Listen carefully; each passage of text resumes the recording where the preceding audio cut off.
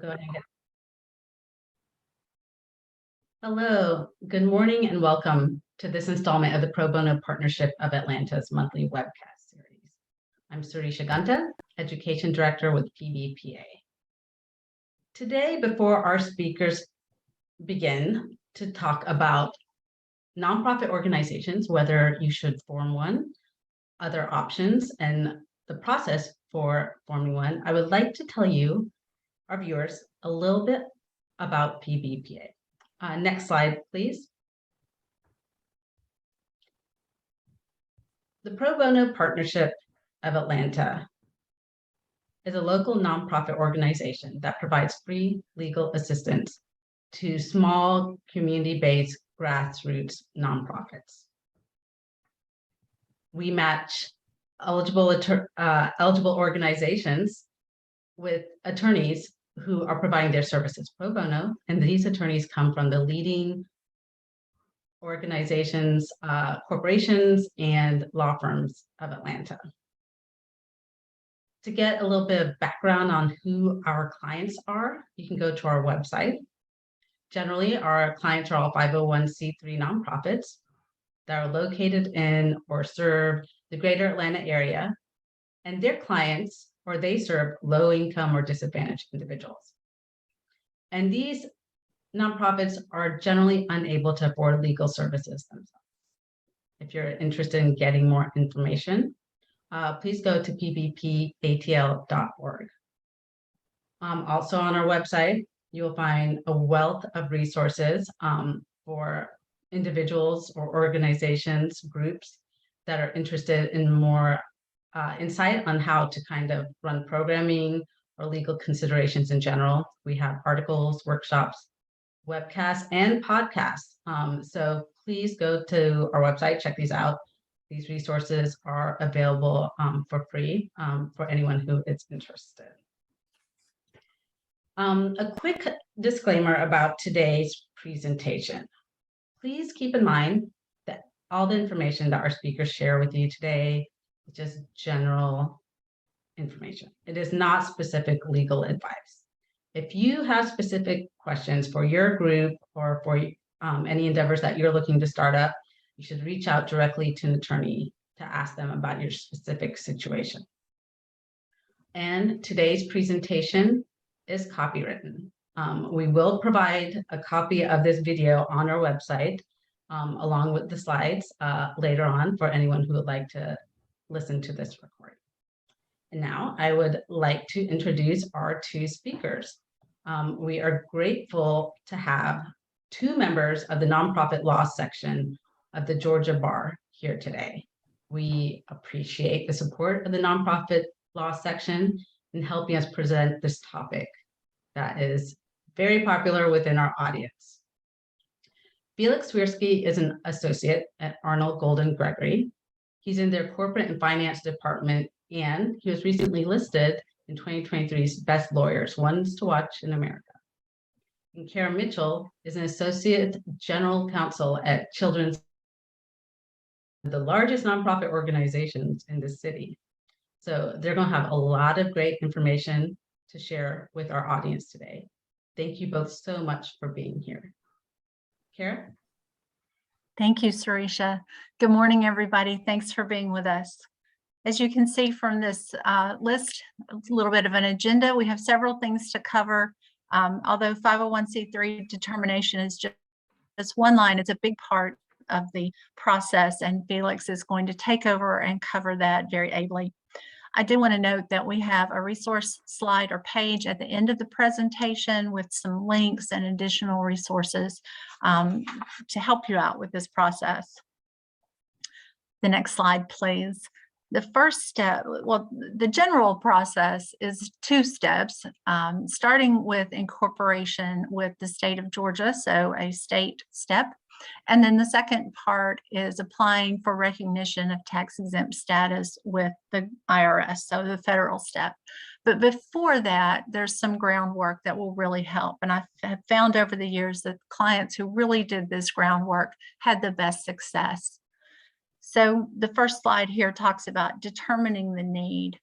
And the first bullet point on our resource page actually is for learning.candid.org. And this is a little diagnostic tool to take you through where you are, what you've thought about, what your steps are so far, and really help figure out what your next steps are. Really encourage everybody to do that first. Secondly, really try to think specifically about the problem you want to solve, how you want to go about it, what's out there already, what's not out there already, who will you need to help with that, what will you need, what kind of funding will you need to help with that. And I like to recommend a business plan, even though that is typically thought of as a for-profit tool. It's a great structure to really think about what you're planning to do and how you're going to fund it and how you're going to go about it. There are also some links to those resources on the resource page. Finally, on this slide, the support is really critical. What kind of budget will you need? How will you fundraise? And how will you go about that? And I'll just mention that although you may not need a large Form 1023 from the IRS, it does have a budget page, which is super useful for just categorizing the expenses you may have and the sources of funds you may have. So once you've thought about that, done all that pre-work, what are your options? The next slide, please, ma'am. I'll point you again to the resource page. I won't do this for every single slide, I promise. There's an article by Ingrid Kirst linked there, and she goes through a lot of these options, which are super helpful in a more in-depth way. So the first three are really what's already out there. Maybe they're not doing exactly what you want to do or what will serve your mission, but they may be doing something close. There may be local organizations, there may be national organizations that could use a local chapter or someone to help them out. Go to Google. I hate to tell people to Google it, but sometimes that's the best option. There's also GuideStar, if you're not familiar with it. It's a little clunkier to use, but can be a source of finding organizations. And I want to mention umbrella organization, and I'll give you an example of this. I was involved in forming a nonprofit which provided transportation to seniors to get to various places. Great idea, great model. And there happened to be an organization, I think it was in North Carolina, already been formed. It already had bylaws. It already had all the processes in place. And it already had a tax exemption that our local organization, although not a chapter, it was a separate organization, could fit under their tax identification number or under their exemption, not under their identification number. So that's super useful. So looking at those options is always helpful. The next two I put in a separate color just because often they are handled by something under a community foundation or another foundation. A donor advised fund kind of could go with the green ones as well, really about how can you get funds to an existing organization. So with the donor, a particular fund, an existing foundation, and then at a later date, perhaps after it's grown, specify where you would like those funds to go to. The other one in blue there is a fiscal sponsorship, and I want to really emphasize that. PBPA has a great webinar about fiscal sponsorships. This is, again, often with a community foundation or an existing foundation that has a tax exemption. And a fiscal sponsorship allows your new organization to have an account there, have donations come to that existing organization, pay out your expenses, pay out your services or contributions or whatever else it is that you're doing with your mission, all through their accounts without going through the steps to get your own 501c3. Often these are limited in duration. I think of them as an incubator, and some of the most successful nonprofits I've been involved with from the ground up have gone through a fiscal sponsorship with an incubator. So that's definitely something to look into. The next two are really, again, vehicles for giving, social entrepreneurship you may have a business or want to start a business or know someone with a business who's willing to set aside funds, percentage or what have you, to go to a particular cause or need. And then a giving circle, of course, is where a lot of people, or some people, join together to pool their resources and make a bigger impact than one person could do alone. And of course, there's always the option of a new nonprofit. So if we go to the next slide, I want to talk just a little bit about the structure of a nonprofit entity.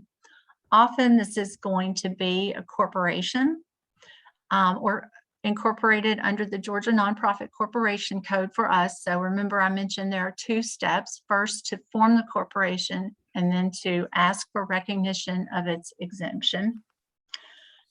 The Georgia Nonprofit Corporation Code is very similar to the Corporations Code. So what I want to do is talk about the ways that they're similar and dissimilar. Typically, you would have a board of directors, just like a business corporation or a for-profit corporation. Typically, you will have officers, usually an executive director, CEO, or other administrative leader. Hopefully, you'll have employed staff, and hopefully you'll have lots of volunteers. What a nonprofit entity does not have is owners or shareholders. So there's no one who's going to get distributions. There's no one who's entitled to any excess owners. If we could go to the next slide. In forming a new nonprofit corporation, there are very few requirements by the state, articles of incorporation and bylaws, which I'll talk about. You do need a board of directors and some officers. You need a CEO or president, a treasurer or CFO, and then a secretary. And some of those can be the same person. There are also in the code default provisions. So if you forget to say in your bylaws how often you have meetings, the code provides a default for that. You have to have a meeting, I think it's just annually. So the code provides things that you have to have, as well as giving you provisions that you may not have included. And to get specific, we'll go to the next slide with the Georgia requirements for incorporation. As I mentioned, they're filed with the Secretary of State. There's just a few things you need. You need a name. Interestingly, that's one of the most difficult things a lot of the time. The name and address of the person who's doing the incorporating will be listed. I'll mention the duration of the corporation. This is kind of a holdover from when corporations many years ago were not allowed to be perpetual. They had to have an end date, but now they can be perpetual. So we like to just say that in the articles. Importantly, your corporation will need a registered agent at a registered office. This is where the deputies show up if there's ever a service of process. You get sued or some other reason, they need to come and serve you officially. So it needs to be a physical address within the state of Georgia, and there has to be an agent there, a person to receive the process. I'll go back and mention here that your articles of incorporation are permanently on file with the Secretary of State. There is a process to amend them, but some of these things, like the name, of course, is going to be go on always. It's not going to change. And the registered office also should be as stable as possible, even though there's a way to amend it if you need to. I'll also go back and mention every year there's an annual registration with the Secretary of State. It's $30 a year right now, where you'll update your office, and you can update your officers, and you can also update your office at the same time. You do need to state within the articles that the corporation is organized according to the Georgia Nonprofit Corporations Code to take advantage of those default provisions that I mentioned. And then you have to state whether the corporation has members. This one is a little bit tricky. Most nonprofits, especially brand new ones, are of the type we're thinking about here, are not going to have members. When I think of a membership nonprofit corporation, it's something like a trade association, where maybe all the bakers in a city decide to get together and promote baked goods and make rules for themselves. But these members will have voting rights, and they will sometimes put in funds, to fund their activities, etc. Think of it like a trade association. If you're thinking of doing something like that, you need to talk to somebody about whether it's a membership corporation. If you don't have anything along that line, you just need to state in the Articles of Incorporation, the corporation shall not have members. It's just that straightforward. Next slide, please. So this slide includes items that are not required by the state, but are required for your tax exemption. And I noted at the top, I think the IRS still has some suggested language for these. First of all, the articles need to state what is the purpose of your corporation that would entitle it to tax exemption. Charitable, religious, educational, or scientific. Can't just say that though. You need to say exactly what it is you're planning to do that is a charitable purpose. Say you want to provide a language interpreter for medical appointments. You need to say that, but it should be broad enough to cover everything you want to do and even a little mission drift. So maybe it's not just medical appointments. Maybe it's going to be something else in the future. So state what you're going to do, but say, and other charitable, religious, educational, or scientific purposes. Again, as I mentioned, the IRS has suggested language you can look at. You don't have to just draft. Other requirements for tax exemption include that the earnings may not go to private persons. So again, you don't have shareholders, you don't have distributions going out, just need to say that. 501c3s can do very little, have very few activities that influence legislation or elections. So you need to put that language in.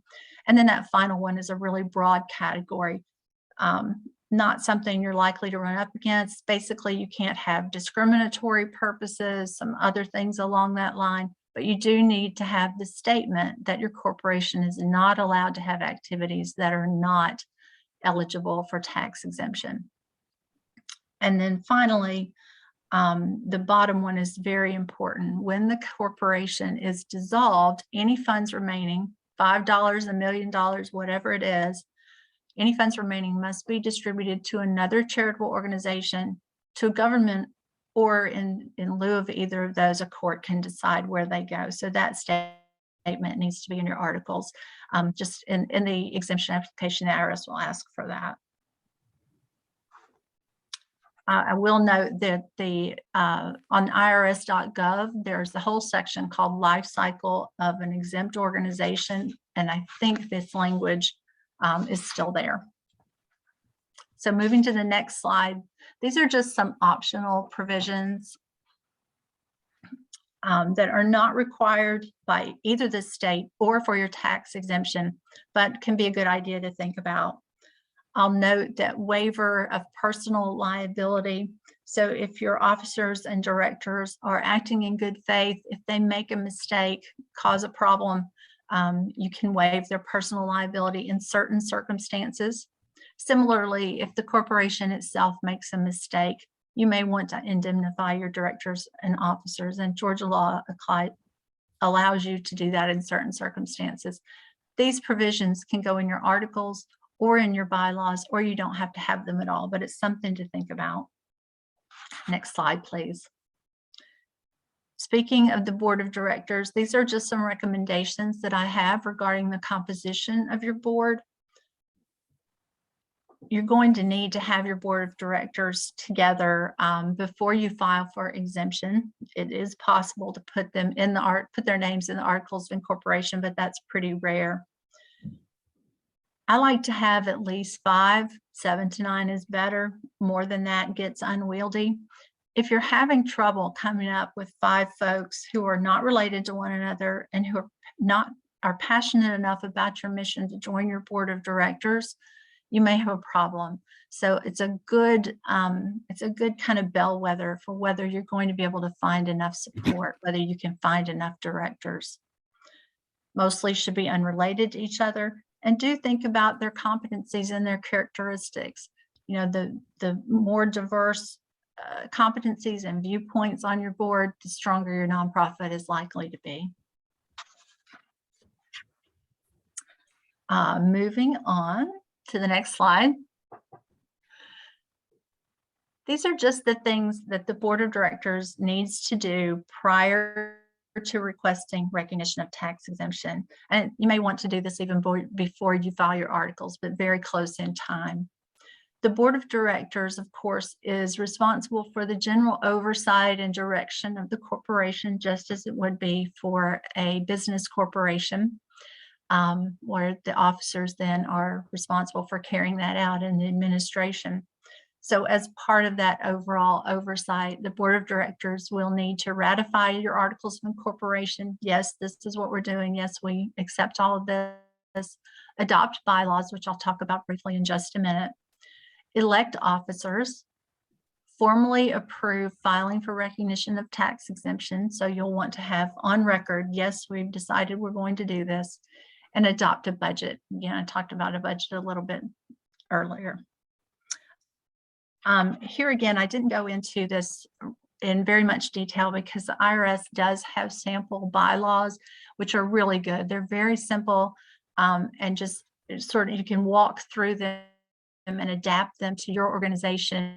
And in the process of doing that, you'll hit all the points of what you need your directors to do and what you need your bylaws to say.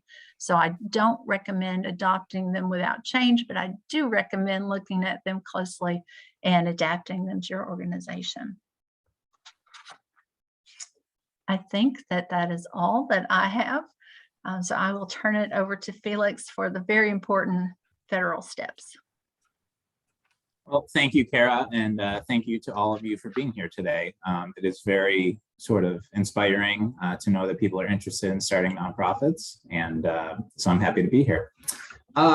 So now that you have identified a purpose that you think a nonprofit might be good for, and you've determined that there's a need for your services, and you've also incorporated by filing your articles of incorporation, you have drafted your bylaws, you have elected your board, you have appointed your officer. Now you get to the fun part, which is filing for 501c3 status with the IRS. We can go to the next slide, please. So basically what I'm going to do for this portion of the presentation is give you some of the federal and state requirements that are required of nonprofits, and also provide an outline of some of the responsibilities that you would have if you have a 501c3. And before we get into some of the nitty gritty, I do think it's important to say that this can be a very complicated area of the law. The IRS and the federal tax code has a lot of exemptions, which we are just not gonna, exceptions, excuse me, that we are not going to talk about today. And so before you do anything in terms of moving forward with your nonprofit, it is important to read the actual tax code and even maybe consult with an attorney for legal advice, just because there are so many intricate pieces that go into 501c3 status. So to start off with, federal tax exemption is governed by 26 USC section 501, and USC stands for United States Code. You may hear me refer to it in this presentation as code, but I'm referring to the federal law that governs tax exemption. And it's important that we remember that we're talking about federal tax exemption. State laws can do different things, but for the purposes of this presentation, we are talking about federal law.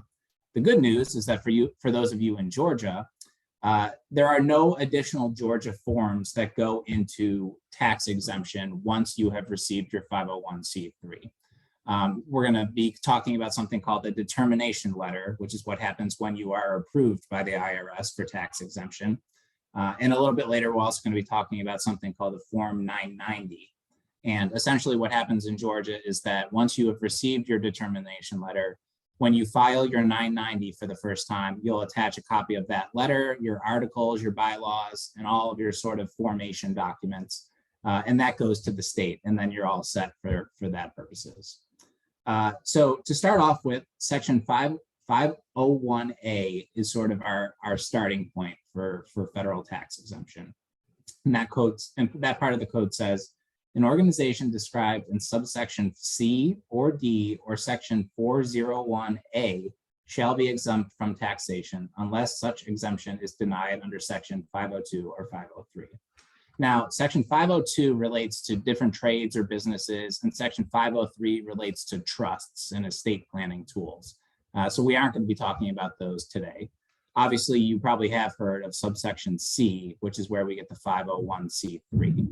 Now, Section 501c is very large, by far the largest part of this actual statute. There are 29 different sections, all of which talk about nonprofit organizations. However, what we are concerned about is 501c3s. That part of the statute reads, corporations in any community chest, fund, or foundation organized and operated exclusively for religious, charitable, scientific, testing for public safety, literary, or educational purposes. Just for your knowledge, Section 501D talks about religious or apostolic associations or corporations. And Section 401A talks about trusts that include stock bonuses or pensions or profit sharing plans. So pretty specific items that you wouldn't normally run into. Next slide, please. Now here, I think it's important to clarify the difference between nonprofits and charities, because those two words are thrown around a lot, and it can be very confusing for someone who hasn't really had experience learning the difference between those two. Now, it is my opinion and has been my experience that most public charities are nonprofits. However, most nonprofits may not necessarily be charities. I can provide an example here. Remember on our earlier slide, we said that there are 29 different sections in Section 501c of the Federal Tax Code. For example, most credit unions are nonprofit organizations. However, it's pretty obvious that a credit union would not be considered a charity. Nevertheless, they still receive tax exemption. So when we're talking about public charities, we're talking about organizations that raise funds primarily from the general public for a specific purpose or goal or something like that. Private foundations, on the other hand, raise funds from the public, but also large institutional kind of donors for a very specific purpose or for funding other charities or other tax-exempt organizations. Now, this isn't on the slide, but there's actually a subsection of private foundations, which are called private operating foundations. And those essentially are private foundations that are required to spend 85% of their net income or their return from their investments on a specific tax-exempt purpose. So for example, you may have heard of the Gates Foundation. That would be an example of a private operating foundation whose goal is very specific, and they are beholden to that sort of avenue of advocacy. So under the federal tax law, a charity is automatically deemed to be a private foundation for federal tax purposes unless it can show that it is a public charity under 26 USC 509A. These are the four subsections of Section 509A. So if your nonprofit falls into one of these buckets, you can avoid falling into that private foundation category. And you do this when you fill out something called Form 1023, which we're going to be talking about a little bit later.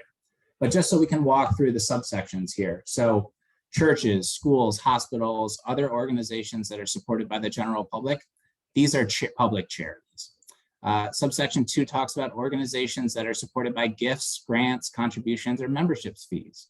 One example might be a museum or school. The general public can go, but you can also be a member and pay a certain amount, on a regular basis, and that still qualifies as a public charity. Subsection 3 talks about something called supporting organizations. So there are organizations that perform the functions of or carry out the purposes of another organization that is also tax exempt. And the last subsection here is subsection 4, which talks about organizations which are organized exclusively for testing public safety. So there's some military applications there, some law enforcement applications there that can still qualify as public charities. Now, before we go to the next slide, it is possible that you could start a public charity and that public charity could morph into a private foundation. And that is very important because public charities and private foundations are treated differently, even though they're both tax-exempt organizations. You fill out different forms, and the people who are donating to you, their donations are treated differently as well. And the IRS has a few tests to figure out whether or not a public charity is still a public charity or if it is turned into a private foundation. One of those relates to income. Essentially, 1/3 of a public charity's income has to come from the general public and be in a very small amount when compared to the organization's overall revenue. And then a public charity also has a requirement that says majority of the board of directors cannot be related, right? Because if you have one family on the board of directors, you know, they're probably going to think alike. And so that's not necessarily fair to the general public. Next slide, please. Okay, so when you are filing for 501c3 status, you are required to file a Form 1023. Now, there are two versions of Form 23, which are very different from each other.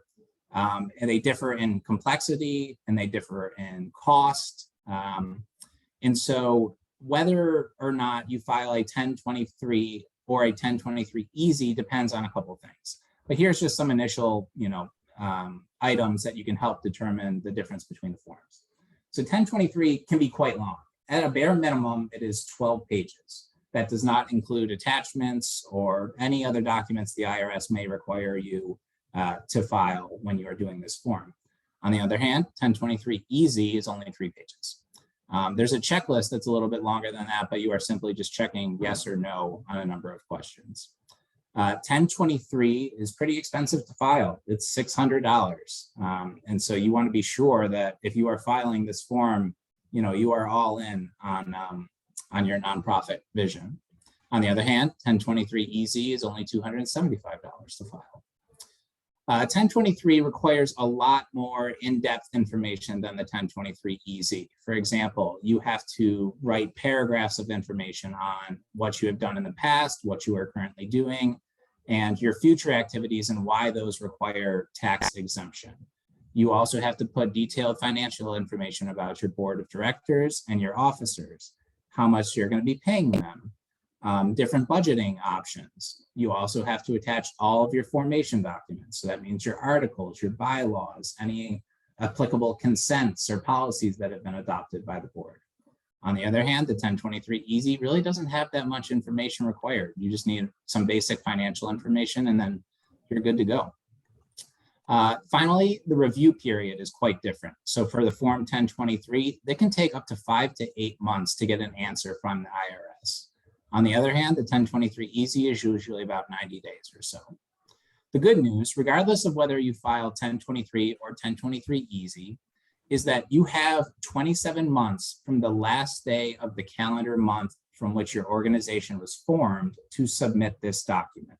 So, for example, if you were to create an organization tomorrow after reviewing this presentation, you would have 27 months before your 1023 had to be approved by the IRS. That doesn't mean submitted, but it has to be approved within 27 months. Next slide, please. So now we're going to be talking about who's eligible for the 1023, right? It sounds a lot better than doing the 1023 normal form. And in this section and in a couple slides, I'm going to be talking about something called gross receipts. Essentially, gross receipts means all of the incoming donations that you have received before costs or expenses of running the organization. So in order to be eligible to do the 1023 easy, which is that 3-page form, you have to have the following things. Gross receipts of less than $50,000 in any of the next 3 years, which requires some budgeting, some speculating in terms of how much donations you think you're going to get in the next 3 years. It is also retrospective. So if you have had any of the past 3 years where you have received gross receipts of more than $50,000, you are not eligible for 1023 easy. Also, if you have total assets of more than $250,000, you are not eligible for 1023 easy. That means if you own a building or you own a lot of vehicles, you may not be eligible for that form despite not receiving a lot of donations. Lastly, there's some additional questions on the 1023 easy which relate to the nature of the business, how it was formed, where it was formed. They're pretty surface level and not terribly striking in terms of which charity may not be eligible for the 1023 easy. So we included them anyway, just to be safe. Next slide, please. So once your charity has been set up, you have some annual requirements. The major annual requirement is something called the Form 990. You may have heard of this. Every public charity in the United States, with some limited exceptions, has to file this form. And there's a couple of reasons why they do that. First, because public charities receive pretty substantial tax benefits from the general public. And they, therefore, have a responsibility to be as transparent as they can be so that the public knows where their money is going.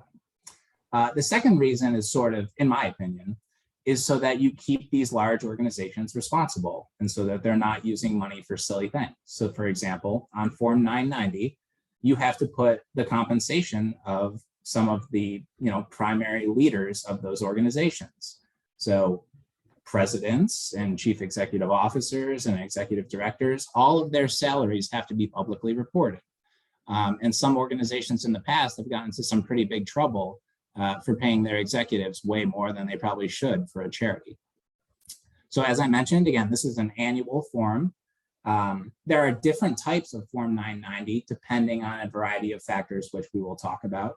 It's also important to note that private foundations do not file a normal 990 that other public charities do. We'll talk about that as well. And 990s are generally due the 15th day of the 5th month following the organization's taxable year. So for example, if your taxable year ends December 31st, like most people, that form would be due sometime in the middle of May. Next slide, please. Okay, so much like the 1023, there's also something called a Form 990 Easy. The premise there is that gross receipts, again, all of the money coming in, less your expenses and operating costs. So gross receipts less than $200,000 and total assets at the end of the year less than $500,000 lets you be eligible for Form 990 Easy. It's a shorter form, less information is required, just makes your life a little bit easier. There's also something called a Form 990N, also known as the postcard. And this is an even shorter version of the 990 that lets organizations that have annual gross receipts of $50,000 or less, with a few limited exceptions, complete this. Now, what does normally $50,000 or less mean? Well, the IRS says that if your organization has been in existence for 1 year or less and received or donors have pledged to give $75,000 or less during its first tax year, that qualifies. Also, if your organization has been in existence between 1 and 3 years and averaged $60,000 or less in gross receipts during each of its first 2 tax years, you are also eligible for the 990N. Lastly, if your organization is at least 3 years old and averaged $50,000 or less in gross receipts for the immediate preceding 3 tax years, you are eligible for the 990N. The bad news is that Georgia does not accept the 990N. And so that inevitably means that if you were to fall into one of those categories, you will be filing the 990 Easy. Lastly, Form 990PF, as it sounds, is for private foundations. And there's a little bit of timing differences on when those must be filed. Next slide, please. Okay, so now we're leaving federal law and we're moving to Georgia law. The primary Georgia law, which relates to charities and donations, is called the Charitable Solicitations Act of 1988. And essentially that means if you want to solicit and collect charitable contributions in Georgia, you must be a registered charitable organization. Now, what does solicit mean? Solicit, according to the act, means the request or acceptance directly or indirectly of money, credit, property, financial assistance, or any other thing of value to be used for charitable purpose. That is very broad. And so again, it is my opinion that if you are seeking to get any kind of donation in the state of Georgia, it is probably worth your while to file as a charity with the state of Georgia. The fee to apply is pretty nominal. And again, it's a little bit easier to just register than get into trouble in the long run. Each registration is good for 2 years. And of course, there are a couple exceptions. Certain educational organizations are exempt from filing for this act. Named individuals. So an individual person who is soliciting donations on behalf of another individual person can be exempt from registering with the state. There is something called a $25,000 exemption, which means any organization with an agreement with a paid solicitor, which is just a person who is, as it sounds, paid to solicit donations on behalf of an organization who is not an employee or an independent contractor, and that organization's revenue is less than $25,000, they can be exempt from registering as a charity. And lastly, there's something called multi-level organizations which receive an exemption. So if you work in a local or state level organization that has a parent company that is tax exempt, you can be exempt from registering the local or state chapter of that organization. And lastly, what we're going to talk about is business licenses. So at the end of the day, a number of nonprofits are also businesses. Nonprofits can sell, merchandise. They can operate a gift shop. And if you do that, you probably need a business license. Now, Georgia does not require a state license per se. It is dependent upon your county and city. So you would check with your local government for that point. But at least for Atlanta does require nonprofits to have a business license if they are going to be engaging in that sort of work. And that is done through the city government. Next slide, please. So this is a list of resources that Kara and I had set up that you can take with you and sort of look around as you're answering some of your internal questions after this presentation. And we'd be happy to take any questions that you have. Thank you, Felix and Kara. We have been having some questions throughout this morning, and there was one in particular that I wanted to share with you and to our audience. I encourage you, if you guys have any further questions, feel free to type them in the Q&A box or the chat feature. But one of our viewers asks for grant-making organizations who also provide free education and consulting. Would this fall under private foundation? And I'm not sure if this is something that you guys would be able to answer, or is this more an accounting question?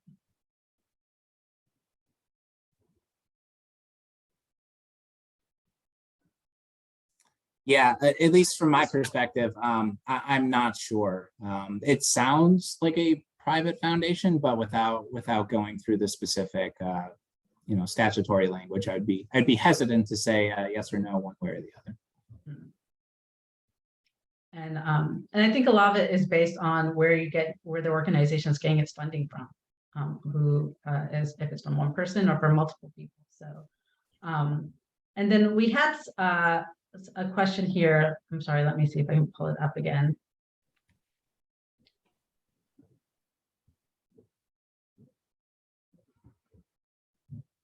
And in terms of long-term, this is a great question about long-term concerns. What are the pros, or do you have insight to share on the pros and cons about creating your own 501c3 and what's involved with maintaining that 501c3 status versus working with another nonprofit or a fiscal sponsor, which is kind of easier to do long-term? So in my experience, and it probably differs from community foundation or other foundation from one to the other, in my experience, they prefer that a fiscal sponsorship be relatively short-lived, a few years. I'd be interested in your experience as well. With respect to maintaining a 501c3, your own separate one, once it's formed and going, essentially it's just the annual Secretary of State registrations, having your meetings, and the 990. Is there anything I'm leaving out, Felix? No, I would agree with that. Yeah. Okay, great. And actually, that is all the questions that we have for this morning. I'm not seeing any others coming through. So this is all really great information. Felix and Kara, I really appreciate you taking the time to speak with us today. To everyone who has tuned in, thank you so much for joining us. I would really appreciate if I include a survey link in the chat box, and would be very helpful if you could fill that out. It gives us a lot of great insight into what is and is not helpful, and helps us fine tune how we do our webcasts in the future. Thanks for tuning in. That's it for this installment of the Pro Bono Partnership of Atlanta's webcast series. Have a great day, everyone.